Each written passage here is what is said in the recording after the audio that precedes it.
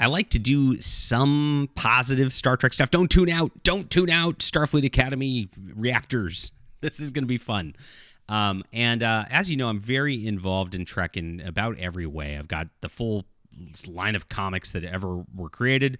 I've got almost every Star Trek pocket book out there, except for Next Generation. For some reason, I'm missing almost all of those, and it just never dawned on me. If somebody's got a collection wants to send them my way, please do. But I did an early review on this channel on the Deep Space Nine numbered novels, especially the first beginning ones, and they were really, really tough to get through. They really didn't seem to know what to do with Deep Space Nine early, and since Deep Space Nine as a story was very evolving, and the show really didn't know what it was doing with itself until season 3, really. Those first couple of seasons, especially when the writers had not seen an episode, were given assignments, and were just given a story Bible, things were off. There were problems with things. Voyager launched soon afterwards, and I did, like I said, my Deep Space Nine sort of novels talk a while back, and I've gotten through now the first 9 Star Trek Voyager novels to a very different experience, because Voyager is something I think they had an easier time with, and I'll get into in just a moment. So this is your Star Trek books talk, guys. Thanks for being here. I'm a sci-fi writer myself, and I've actually pitched editors there who, once they found out who I was, stopped replying to me. Hi there, Star Trek pocketbooks, guys. Come on, it's like it's really ridiculous. But I'm writing my book now, Space Fleet Academy, and I've talked about this multiple times on the channel. This is going to show real sci-fi, and it's not going to be very Star Trek-like, but it is going to show what an academy can do. So sign up for my newsletter in the description below. If you like great sci-fi books, this is going to be really awesome. It's going to be coming out very, very soon, so I don't want you to miss it. And you get 3 free books just for signing up, and I appreciate you guys for being here. I hope that you enjoy it. You can check out my books on Amazon. Just look up my name, John Delarose, and it's very easy to do. And it's also in the description below. So let's get into this. This is the Voyager pocket novels. This was kind of like as they were still doing numbered versions, right? You could see through here. They only got to number 21 before they realized, okay, we're going to stop doing numbers, because people don't want to buy book 21, when they haven't bought book 20 or 19 or 18. And I think they realized that kind of impacted sales after a while. And they canceled all the numbers, and they just started going off and just titling them whatever they were at the time. Now, some of these were not done that way. Some of these novelizations were very different. And, of course, we had unnumbered ones like Mosaic, which is actually a background character for Captain Janeway. Top-tier book, guys. If you want to know Janeway's backstory, this is written by Jerry Taylor, who's one of the producers of the show, and this is treated as like the Bible canon backstory of Captain Janeway. Great stuff. She did another one as well called Pathways, which also went sort of into the past of the characters there. Also an excellent book, and I read both of these actually before I got into the numbered novels when I was doing these things. So as I went through, like I said, I went through Deep Space Nine. What I'm doing is I'm watching through Deep Space Nine and Voyager, and so I'm into like November 1994 or something like that, or 1995 I'm in right now, November, and I'm actually reading the novels as they come out episode wise, which they don't really correlate because like they were not that coordinated, and the authors would start these months in advance, like I said, and didn't really have the background on these stories going in there. And so you kind of get stuff that feels like they maybe don't know Voyager that well or don't know Deep Space Nine that well. As it goes through. And like I said, Voyager does it a little better. And I think the series Bible for Voyager was a little easier for writers to tackle. Voyager is out in the Delta Quadrant. They're on their way home. Here's the characters. Here's what they're like. And that is it. And it's very episodic, especially in the first couple of seasons, compared to Deep Space Nine, right? And so it feels like any first couple of season episode when you're actually watching this. So they actually nail the characters better. They nail the scenarios better. The writers seem to do Star Trek better. And where this actually gets better, I think, than a lot of even Next Generation or TOS numbered novels, is a lot of those books actually rely a lot on, like, the Klingon fleet is coming, and then they have a giant fleet battle with the Klingon ships, and Captain Kirk wins at the end. Or the Romulan fleet is coming, same thing. Deep Space Nine does the same thing too, with the Cardassian fleet is coming. And actually all of these books, like, because Voyager's traveling in the Delta Quadrant, are much more like, here's a new alien species that we're encountering that's different, and here's the world building, and it feels a lot more science fiction-y. So these actually do a lot better on it than we actually look at things. So I'm going to skip Caretaker because it's just a novelization of the episode series.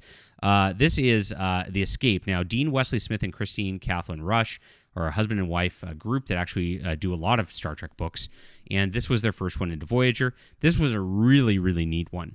And this was a great launch for the book here as it came out. And this one, they don't even have much on the plot here, and I read it a while back. But this one actually was in a spot where this planet was like kind of like stuck in time, and all these people were time travelers on the planet, going to different points in the time traveling history. But they had strict rules about like you can't travel between periods, and Voyager screwed that up by accident, and so the people were trapped in time in a prison somewhere. Really good stuff on that. This is this top quality Star Trek book, top quality situation here. Ragnarok is number 3 here. And this one's Hope flares. Their sensor signals have a thing they think can lead them back to the Alpha Quadrant, and they find this giant space battle where these two alien species are locked with each other, with thousands of ships for thousands of years, and they are all very defensive oriented. So like the battles go very, very slow. And they don't really rock the boat that much because they're very cautious with each other, and so they're just kind of deadlocked for a long, long time. And Voyager kind of like puts a wrench in that. Very fun on that level. Great book. Again, Violations here. We have, under the guise of helping the crew find a way back to the Alpha Quadrant, a group of aliens come over there and steal the main computer. To get it back, she's forced to negotiate with thieves or from a consortium of planets where thievery is a way of life. Again, this is a lot of fun. Susan Wright does a lot of Star Trek books as well, and this was a decent one. So whereas like I would rank it actually so far that number 2 is probably the best, 3 is the next one, this is the next one. It is declining slightly in quality. This is still a lot of fun and excellent stuff. Number 5, the incident at Arbuck is another thing. Tracking a shuttle's distress signal, the USS Voyager encounters an unusual weapon 1,000 times more powerful than a starship. Inside, the crew discovers an unconscious alien and more information about the device. And there's a weird like wormhole sort of thing set up with this where they think they're trying to get home from it, and they have to end up collapsing it because it's a big problem here. Good book again. Incredible stuff that they're coming up with, these science fiction things. The Murdered Son. We have another super weapon situation. Little heavy on super weapons on these, where she's eager to help a shortcut back to the deal, and she's caught up in somebody else's war once again. Oh, this is the wormhole one. I actually this was so similar by Christy Golden to this. I actually missed the book. This is a different thing. This did not have a wormhole for it. This had a different super weapon. But the wormhole ends up kind of being a super weapon on that level, and that's where it's at. Ghost of a Chance is actually, I just finished this one. I actually read 9, 8, and 7, not in order, by accident. And I'm actually way ahead in the series. As you can tell, April 1996. I started getting very ahead in Voyager and Deep Space Nine just so I can catch up on the show easier. And I read these pretty fast, so that's where it goes. This one's okay. This is pretty neat. There's like this like AI out there, oh no, wrong one. That's the next one. Sorry. There's these ghosts that like are coming to the Voyagers in dreams and all that. And there's this planet with a shield on it that like people are trapped on, and there's these like violent earthquakes that are going to end up destroying the populace there.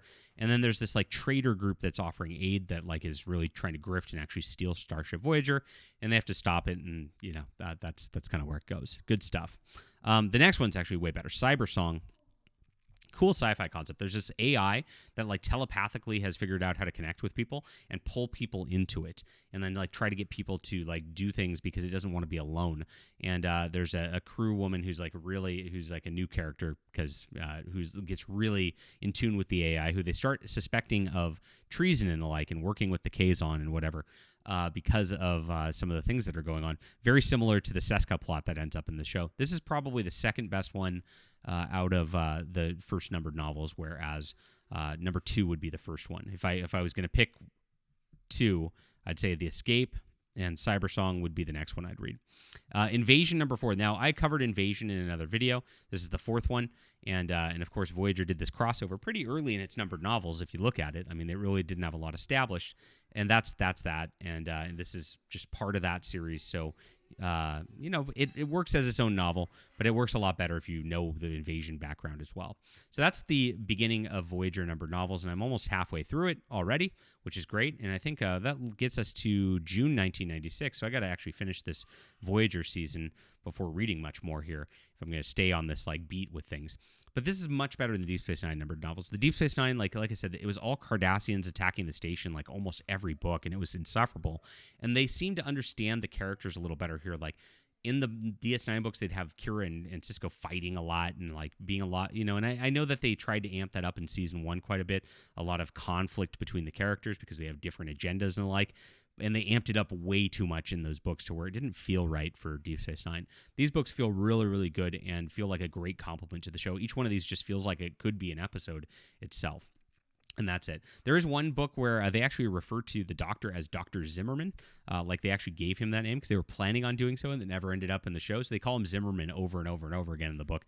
That's pretty funny. I think that's in the incident at Arbuck, if I recall. But it's in one of those, like in book 4 or 5 there. Entertaining. But that's the only real error from the show that I can see. Because it seems like they understood how to write these little like one-off episode adventures much better. So that's that. That's my quick analysis of the early Voyager books, guys. We're going through these, and of course, I can't wait to get to the post-series stuff and read through those, which is going to be a while from now. But this is some fun Star Trek stuff for a Sunday. Please hit the like and subscribe button, guys. I will be writing Space Fleet Academy soon, and I hope you'll check it out. Check out my newsletter in the description below. Sign up here for more reading. I appreciate you being here. We'll be back.